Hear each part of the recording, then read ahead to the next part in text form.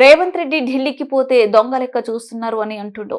దొంగని దొంగ లెక్క చూస్తారు, ఢిల్లీకి పోతే అపాయింట్మెంట్ ఇస్తలేరు, చెప్పులు ఎత్తుకుపోయే వాడిలా చూస్తారు అంటున్నాడు. అలా అంటే తెలంగాణకు కంపెనీలు ఎలా వస్తాయి?